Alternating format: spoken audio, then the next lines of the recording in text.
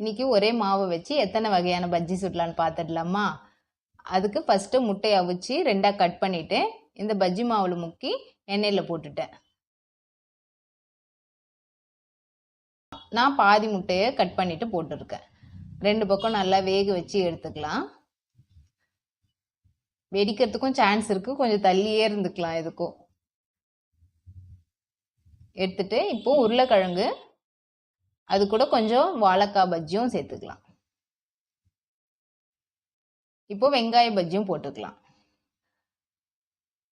இது கூட மிளகா பஜ்ஜி கூட போடலாம், நான் அது மட்டும் ஸ்கிப் பண்ணிட்டேன். இது கூட கொஞ்சம் மசால் வடையும் நான் போட்டுக்கிட்டேன். இதுவுமே நல்லா கிறிஸ்பியாக இருந்துச்சு டேஸ்ட்டு.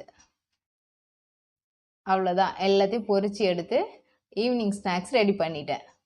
கொஞ்சமாக தேங்காய் சட்னி ரெடி பண்ணிக்கிட்டா எல்லாத்தையும் வச்சு ஈவினிங் ஸ்நாக்ஸ் முடிச்சிடலாம். ட்ரை பண்ணி பாருங்கள். நன்றி.